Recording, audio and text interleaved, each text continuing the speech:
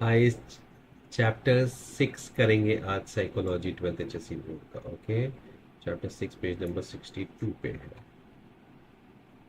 चले गए 62 पे जाना है भाई। साइकोलॉजिकल डिसऑर्डर, ये रहा। ये है आपके चेहरे स्क्रीन पर, चेहरे पे। तो इस पे है nature of psychology, criteria of psychology, mental wellness क्या होती है, मेंटल डिसऑर्डर्स के क्लासिफिकेशन, और 6 टाइप के क्लासिफिकेशन टाइप्स दिए हुए हैं। इस साल का बड़ा सीरीज सिलेबस इजी है, लास्ट ईयर बड़ा डिटेल था। इस साल आपको शॉर्ट नोट्स ही हैं और लिख के चले जाना है। एंग्जाइटी, डिप्रेशन, बाइपोलर मतलब एक्सट्रीम मूड्स, ट्रॉमा, ड्रग्स और सिजोफ्रेनिया, बस इतना ही है। ठीक है, इस पेज पे कुछ नहीं है। 62 डन। 63, 63 में बात हो रही है मेंटल हेल्थ कंटिन्यूम मॉडल।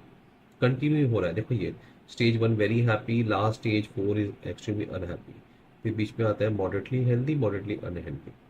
तो ये जो है ना, ये कोई दो अलग अलग कैटेगरी नहीं है। तो इसलिए केस का ये मॉडल है, केस KEYES 2002 का, that it is a continuum, कि आप there are stages of different things. So first stage includes a very positive and they are in good mood, calm, peace, satisfied, motivated and all that. Stage 4 में they have clear signs of psychological disorders. Okay, they are in distress, they are mentally, emotionally, socially weak. तो वो gradually हो रहा है। Second में moderately healthy में they are neutral but reactive, they feel nervous, they may doubt themselves, they may get tired.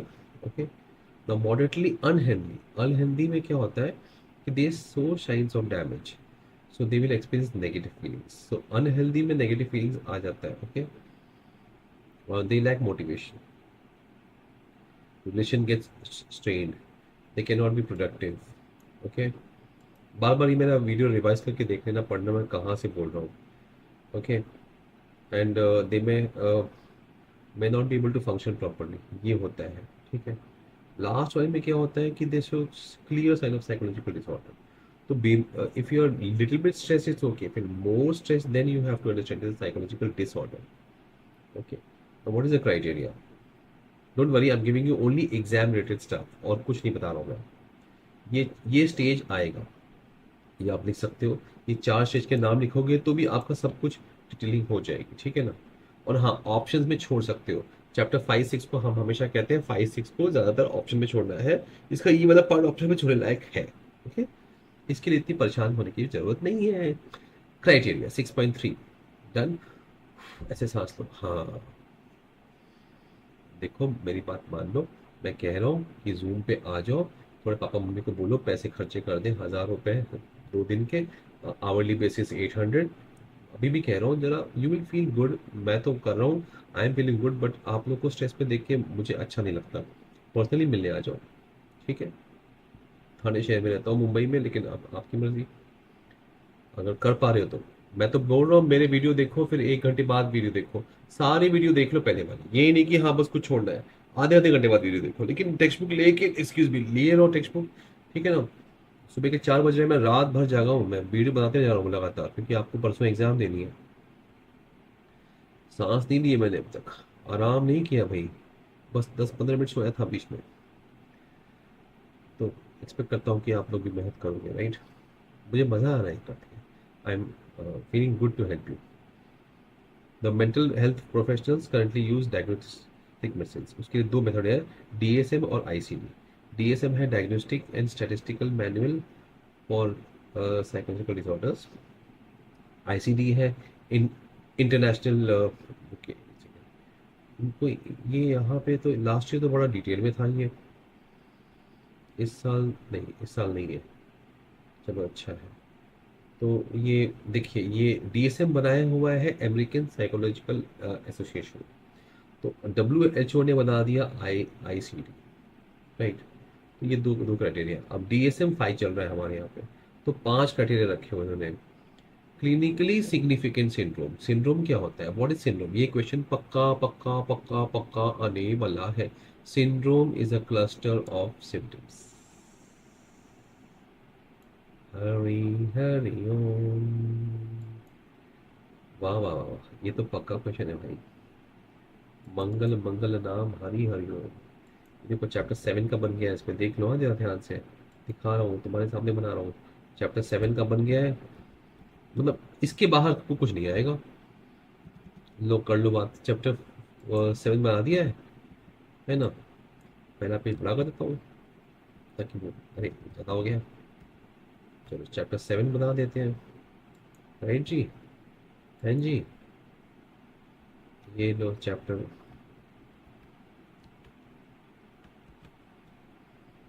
File कर देनी है हमको।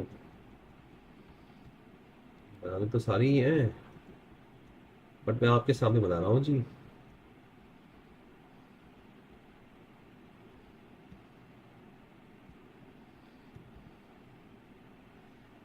ये चैप्टर 5 कर देना है मुझे।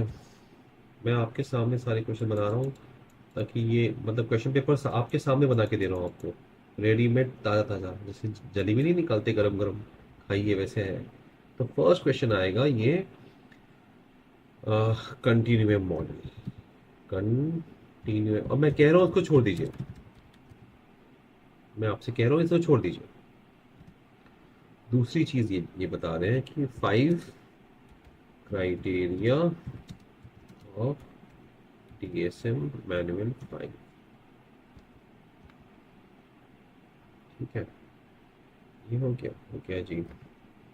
चलो, हाँ, फिर क्वेश्चन आने वाला है, what is syndrome. Syndrome is a cluster of symptoms. अब ये सारे सिम्टम्स एक में मौजूद है तो उसको बोलते हैं भैया बीमार हो, है ना। डॉक्टर यही करता है ना। तो क्लिनिकली सिग्निफिकेंट होना चाहिए, क्लिनिकली सिग्निफिकेंट मतलब मेडिकली सिग्निफिकेंट होना चाहिए। दूसरा, डिस्ट्रेस एंड इम्पेयरमेंट। इम्पेयरमेंट मतलब कोई चीज़ न कर पाना। ओके, और डिस्ट्रेस मतलब बहुत सारा तनाव। तो डिस्ट्रेस इज साइकोलॉजिकल पेन, ये क्वेश्चन आएगा आपको। डिस्ट्रेस इज, ए मैं क्या करूँ, आंसर क्यों लिख रहा हूँ, आंसर आपको लिख रहा हूँ। व्हाट इज डिस्ट्रेस, चलो लिखा, मतलब साइकोलॉजिकल पेन। और वो क्यों होता है पता है, negative feeling, negative thought, sadness, fear, इनएडिक्वेट हो, रेस्टलेस हो, इरिटेबल हो, ये सब स्ट्रेस से होता है। ठीक है, ये हो गया। अब ये डिस्ट्रेस एंड इम्पेयरमेंट होना चाहिए। इम्पेयरमेंट मतलब कोई काम नहीं कर पा, डिसफंक्शन। अगर symptoms lead to an underlying psychological, biological और डेवलपमेंट डिसफंक्शंस, मतलब फंक्शन नहीं कर पा रहे, एग्जाम्पल आप याद नहीं कर पा रहे, आप फोकस नहीं कर पा रहे, तो ये डिसऑर्डर है। If symptoms lead to dysfunctions, if symptoms lead to dysfunctions, जिसको 50 मार्क्स चाहिए वो ये लिखे, 80 मार्क्स चाहिए लिखे, जिसको 90 चाहिए वो लिखे symptoms leads to psychological, biological and developmental dysfunctions. ठीक है, साइकोलॉजिकल, बायोलॉजिकल एंड डेवलपमेंट के डिसफंक्शंस हो रहे हैं, तो याद नहीं, inability to remember, inability to learn, concentrate, ये सब चीज़। 3 हो गए। तो पहला क्या है, क्राइटेरिया क्रिटिकली इंपॉर्टेंट सिंड्रोम। दूसरा डिस्ट्रेस एंड इम्पेयरमेंट, तीसरा डिसफंक्शन। अब चौथा है कि any response given to stressors or losses are accepted as a response to that situation, it is not considered a sign of mental disorder. It should not be a response that is normally given to common stressors. कभी आप stress में आते हो और आपने response किया तो वो साइकोलॉजिकल डिसऑर्डर नहीं कहलाता। Okay, okay. और कल्चरली सैंक्शन रिस्पॉन्स, जैसे कि ट्रांस मतलब खो जाना मेडिटेशन में, is okay in some religions, it should not be a psychological disorder. Now, any behavior which is deviant from the society but not producing any dysfunction, distress, or disability, then it is also not a disorder. Okay, maybe homosexuality is the example. In some cultures, it is okay, so that cannot be considered as disorder. तो 3 point दिया है, syndrome, dysfunction, distress, impairment, dysfunction. और फिर ये कह रहे हैं कि दो चीज़ें जो नहीं आती हैं, वो आता है कि response to extreme stresses and losses, like sadness और the death of somebody. Okay, और culturally sanctioned response like trance, and anything, any behaviour which is deviant Okay, does not mean that your psychological disorders you have, right? So, what is psychological disorder? It is a condition, a clinical syndrome. The proper word, scientific term है clinical syndrome involves emotion, thinking, behavior तीनों change हो जाता है. Combination of these things leading to distress, dysfunction and impairment. Right, तो बार बार यही शब्द आ रहा है, डिस्ट्रेस, डिसफंक्शन, इम्पेयरमेंट, है ना. बार बार मेरा वीडियो रिपीट करके यही वर्ड्स देखो, यही लिखना है आपको. ये सारे वर्ड्स आपको ये 4 पॉइंट लिख देने हैं, बस 5 पॉइंट लिख देने, हो गया. और ये भी ऑप्शन में जा सकता है, मतलब ये चैप्टर ही ऑप्शन वाला है भाई. ये 4 आउट ऑफ 7 करने होते हैं, है ना.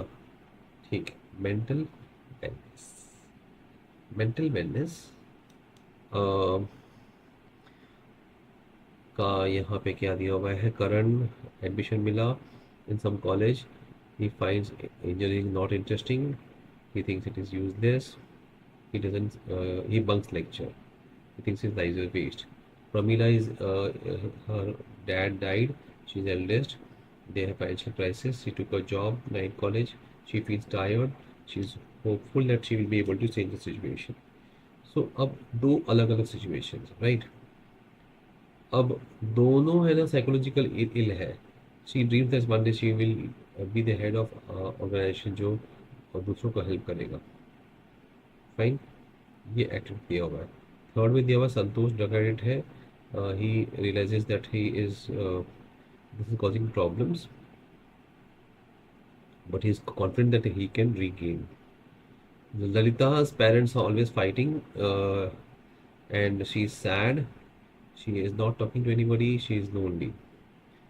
So Pramila, that girl who is taking a job, is better functioning than Karan, right? And in the latest example, Santosh is doing better than Lalita, right? So this is because mental health or mental wellness doesn't mean absence of illness. Yes, mental health or mental wellness doesn't mean absence of illness.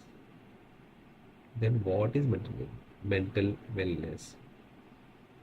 Okay, so it says a state of well-being in which individual realizes his own abilities, can cope in normal stresses, can produce productively and fruitfully, is able to do. Okay, तो अब आपको ये चीज़ exam में नहीं लिखनी है, मैं पढ़ा रहा हूँ क्योंकि ये चैप्टर कराना है, ठीक है ना. अब यही mental wellness is a state of, तो शॉर्ट में लिखोगे तो नहीं लिखना भी नहीं पड़ेगा आपको. You realise your own, you realize your own potential and you work efficiently, productively, fruitfully and contribute to the society. ऐसा अपने वर्ड्स में लिख सकते हो. अब इस पे वापस उन्होंने कंटिन्यू में इलनेस वेलनेस कंटिन्यू में था ना, वो कंटिन्यू वापस आ रहा है. Again the 4 stages, stage 1, stage 2, stage 3, stage 4, but now they have made a vertical line also which says good mental wellness and poor mental wellness. Okay, so in that illness, that first was illness, right. See, look here, यहाँ पे ये mental health का है, mental health, mental health continue है. Second वाला जो है वो इलनेस वेलनेस है. तो इलनेस का एक दिया हुआ है हॉरिजॉन्टल लाइन में, वेलनेस का दिया हुआ है ऊपर से नीचे, और ये जॉन ट्रेविस ने दिया हुआ है. तो इसमें बन जाते हैं क्वाड्रेंट, लाइक इन मैथ्स 1 और 2 नीचे है, ध्यान देना, 3 4, तो ये सेम क्वाड्रेंट बन जाते हैं. ओके, तो ये क्वाड्रेंट के बारे में क्वेश्चन पूछिए. क्वाड्रेंट 1 में कोई मेंटल इलनेस नहीं है. ओके, आइडल स्टेट है. क्वाड्रेंट 2 जो है उसको भी मेंटल इलनेस नहीं है, बट उसको ग्रीफ अनहैप्पीनेस लग रहा है, ये 1 और 2. और क्वाड्रेंट 3 में जो है और 4 में क्या है, दोनों का सफरिंग फ्रॉम मेंटल इलनेस है, बट फिर भी वो गुड एस्टीम कर पा रहा है. क्वाड्रेंट 4 जो है उसको मेंटल इलनेस भी है और डिस्ट्रेस भी है. ठीक है, तो ये एक क्वेश्चन आप कर सकते हो, ये आएगा एग्जाम में.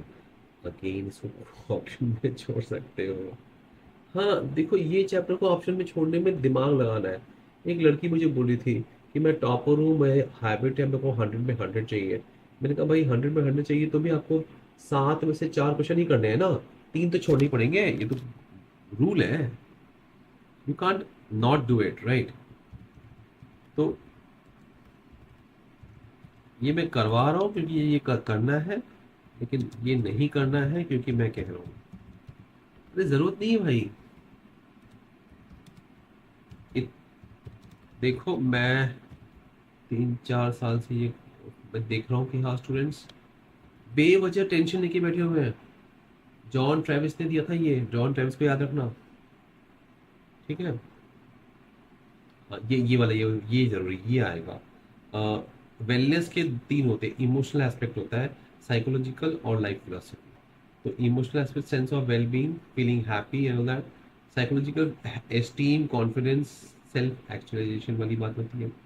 Life philosophy having a purpose in life. ये तीन एस्पेक्ट्स हैं mental mental three aspects of mental wellness. तुम कितनी पढ़ाई कर लो, आपको जब अगर इंटेलिजेंस पर्सनालिटी के इजी इजी टॉपिक्स आ रहे हैं तो आप ये नहीं करोगे ना। ये हम लोग क्यों कर रहे हैं? जस्ट इमरजेंसी में कहीं कहीं फंस जाओ ना, मतलब चार सात में से नहीं आ रहे, या मतलब उसमें ये होता है कि सात में से चार करने मतलब तीन नहीं करने आपको। तो उसमें कहीं फंस जाओ तो आप ये पॉइंट्स लिख के भाई कुछ मार्क्स मिल जाए, है ना। इमोशनल, साइकोलॉजिकल और लाइफ फिलोसफी हो गया। ये कर दिया हमने।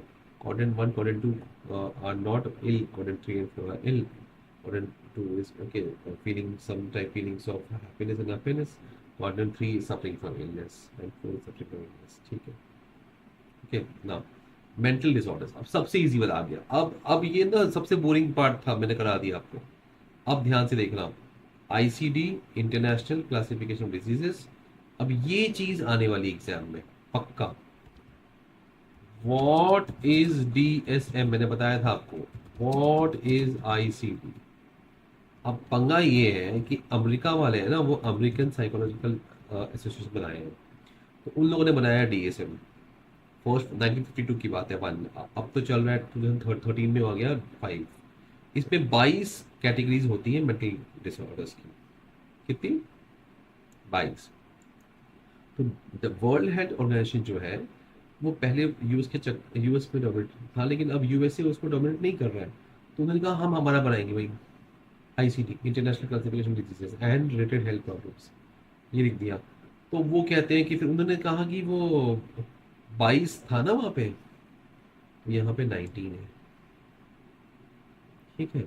वहाँ पे डीएसएम 5 चल रहा है, यहाँ पे आईसीडी 11 चल रहा है, लो कर लो बात। वो 2013 में हुआ था 5, ये 2019 में हुआ है 5। बस समझ गए। तो ये आपको लिख लेना, ये एग्जाम में आएगा। अब सबसे इजी वाला एंजाइटी में, और आगे जो भी आने वाले हैं, depression, trauma, drug abuse, schizophrenia, ये सब में शॉर्ट नोट्स आने वाले हैं। 3-4 लाइंस के होते हैं, या 5-6-7 लाइन के, ज़्यादा नहीं लिखते हैं आपको। तो एंजाइटी में आपको पता है, when a person feels nervous without a reason for a long time is called anxiety. Repeat कर रहा हूँ, ये वर्ड्स यहाँ से देखते जाओ, सुनते जाओ, समझते जाओ, ठीक है। नहीं आया वापस मेरा वीडियो रिपीट करो, वापस देखते जाओ, ठीक है। देयर आर मेनी सब वेराइटीज एंजाइटी, बट हम दो ही पढ़ेंगे, गैड और फोबिया। गैड क्या होता है कि बहुत दिनों तक तो क्या लिखा है, at least 4 week for children and 6 weeks for adults. लगातार आप फील स्ट्रेस में फील कर रहे हो, तब आपको बस ये इंपॉर्टेंट है।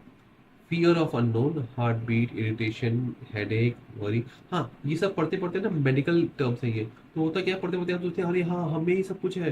तो ये एक बड़ा प्रॉब्लम है, डोंट वरी। तो कुछ होता नहीं है, हाँ। Breathlessness, heart beats increase, irritation, ये तो कॉमन कॉमन आएंगे ये सब। याद करने में भी बहुत दिक्कत आएगी, तो अलग से मत पढ़ना। सेम सिम्टम्स हर जगह लिख सकते हो। Phobia, phobia is irrational and intense fear. देखो यहाँ लिखा हुआ है क्या, इररेशनल एंड इंटेंस। रैशन कोई लॉजिक नहीं है उसका, ठीक है। और इंटेंस है, बहुत ही स्ट्रॉन्ग फियर है। तो agoraphobia, specific phobia, social phobia, है ना। ये 3 एग्जाम्पल दिए हैं। फाइन। अब बस फोबिया में वही लिखना है और कुछ नहीं लिखना है। Symptoms hopelessness, enthusiasm, weight loss, sorry ये तो डिप्रेशन वाले, वेट लॉस कहाँ से आ गया।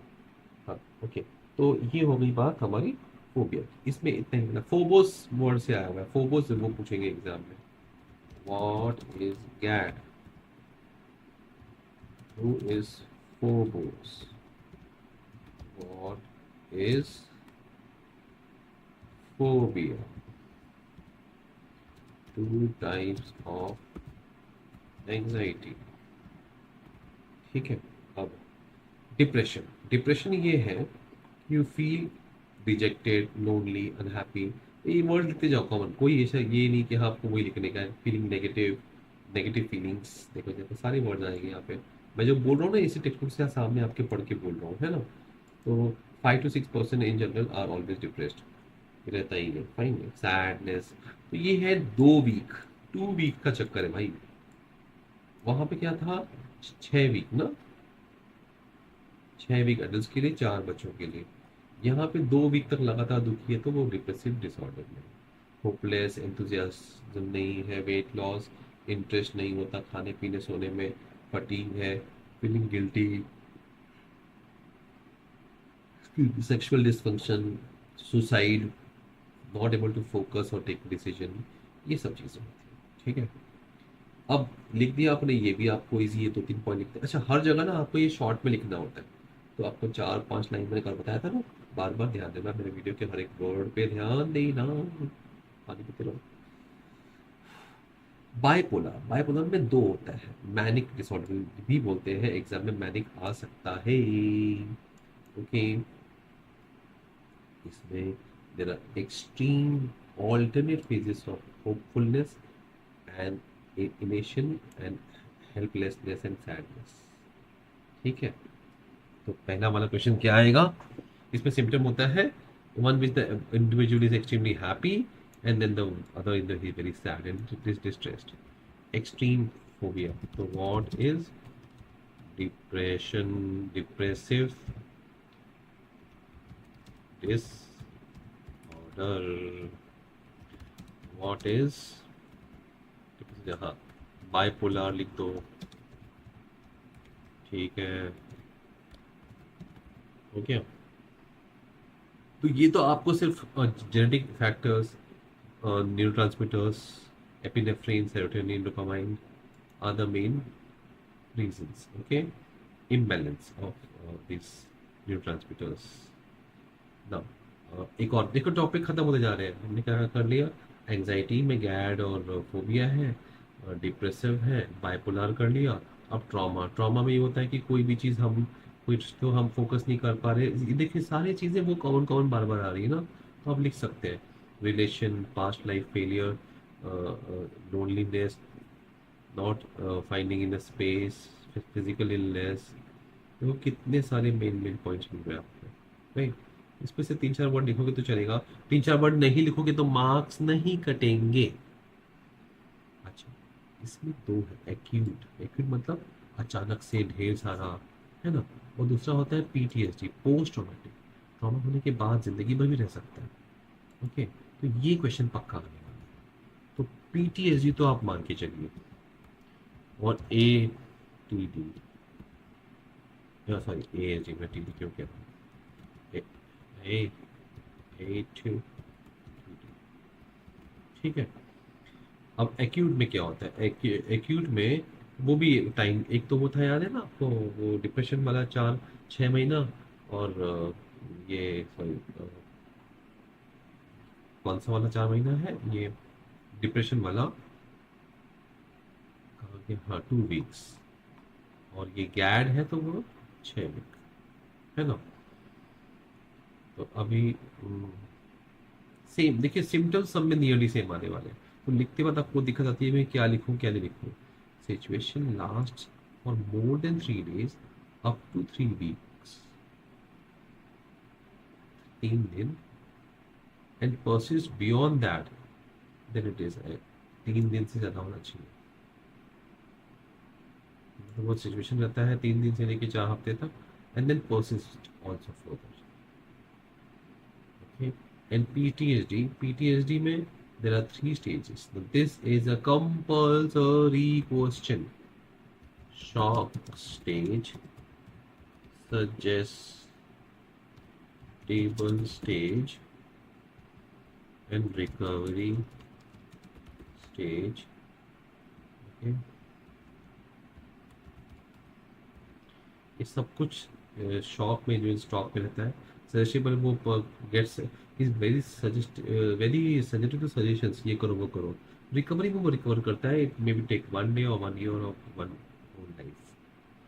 ये होता है पीटीएसडी में। PTSD is symptoms continue for more then 1 month, the same intensity without improvement. Okay, तो ये हमने कर लिया, राइट। मैं आपको भी दिखा देता हूँ, जैसे कि chapter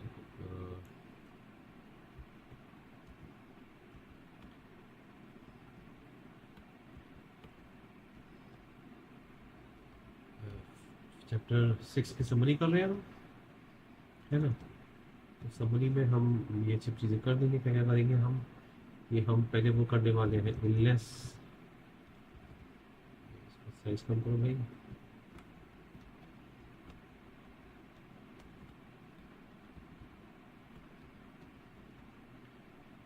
illness, mental health, mental health continuum case model,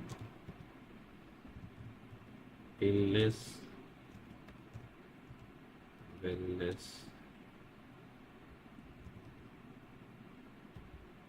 continuum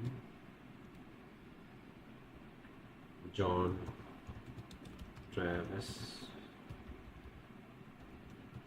model, right. फिर आपके आ गए 6 टाइप्स ऑफ, ये DSM ICD। ओके, तो वो मीनिंग, वो symptoms, 5 symptoms, symptoms of psychological, PD में लिखा साइकोलॉजिकल डिसऑर्डर्स, ये क्या करवा spelling, psychological disorders, then 6 types of mental disorders, है ना। उसमें पहला है एंजाइटी, उसमें गैड है, right, GAD and phobia. Phobia, GAD में याद रखिए इट इज 6 वीक्स, है ना, right, phobia. Then you have depressive. Depressive कितना वीक्स होता है, जैसे शो यू ना, हमने कैट कर लिया। आई am giving you a chart comparatively, ताकि आपको ये गड़बड़ ना आए कि depressive 2 weeks, right, 2 weeks depressive. फिर आपका आता है बाइपोलर। बाइपोलर में क्या क्या होता है, एक्सट्रीम हैप्पी सैड, नो, तो हैप्पी हो और सैड हो, है ना, ये हो गया। फिर यू हैव ट्रॉमा। ट्रॉमा में ASD एंड PTSD का वो हो गया। ASD का भी वो है ना, weeks, it is 1 month, right, no, it is more than 4 weeks, no, more than 4 weeks, from 3 days to 4 weeks तक होता है, एंड बाद में भी कंटिन्यू होता है, राइट। एंड PTSD का तो एक्चुअली कोई टाइम नहीं होता, there is no time limit as such, right. So PTSD में तो PTSD के 3 स्टेजेस है ना।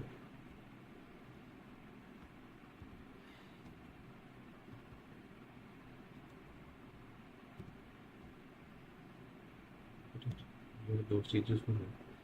Now next is drug abuse. So next is वो we are really don't worry, खत्म होने वाला है, लंबा हो गया ना वीडियो, बट ठीक है, ब्रेक लेते रहो, बीच में पॉज मार के वापस देखो। Substance related and addictive disorders, इसमें आते हैं high kick, all those addictive, hashish, चरस, गांजा, marijuana, हेरोइन, ये सब आप नाम जानते हो। Drug addiction, that is called drug addiction. Withdrawal symptoms are very painful, ये लिख लेना हाँ। अच्छा, use of drug, alcohol dosage, intoxicating the whole day, blah blah blah. हाँ, alcoholic anonymous, alcoholic एनो, एनो मतलब नाम नहीं है, एनोनिम, एनोनिमियस मतलब वो नाम नहीं बताते, है ना। अल्कोहलिक, ये एक एनजीओ है भाई, this is not drinking centre, this is a NGO to help you out, remove the habit of drinking, right? And the last is schizophrenia. Here comes schizophrenia. Schizophrenia has positive and negative. See, schizo means cutting, Caesar, and phrenia is the brain, right? So that is the brain. So that is the meaning, right? And this is Paul Eugene Luder had made this. So schizo and this pherin, it is common among men. Men have it more, right? There is delusion, hallucination, disintegration of language, thought, emotion, behavior. Okay, now there are different types of symptoms, positive and negative. DSM-5 says positive में hallucination. Hallucination is false. देखो ध्यान से देखना, बता दूं मैं आपको, इसमें क्या लिखना है, false perception. In the absence of stimulus नहीं है, लेकिन perception है कि अरे हाँ somebody is talking to me, I am talking to somebody, I can feel something, I can smell something. Delusion is false belief, वो मैं राजा हूँ, मैं जब भी कॉलेज में आता हूँ तो मैं everybody looks at me. So false belief, delusion is false belief. Speech and association is disorganized, behavior is disorganized, that's it. And the incongruent effect, the individual may cry in happy situations. ये पांच है, very easy. Negative, negative में आपको ये लिखना है कि diminished emotion, lack of initiation, anhedonia. Anhedonia is, what is anhedonia? Anhedonia, anhedonia क्या होता है कि there is no feeling of emotions, asocial and apathy. Okay, so ये आप अपने वर्ड्स में तीन चार वर्ड लिखोगे। इमोशंस लैक करता है, इनिशिएटिव लैक करता है, स्पीच डिमिनिश्ड हो जाता है, एनहेडोनिया, एनहेडोनिया ए तीन है हाँ, एनहेडोनिया, असोशियल, अपैथी, ठीक है। तो वो याद रखना, emotion, enthusiasm, E E, okay, and S, E E S A, fine, A E S, C, C हो गया, short form C, no, S E A, C हो सकता है, सी रहेगा तो पॉजिटिव में क्या है, hallucinations, ओके, delusion, hallucination,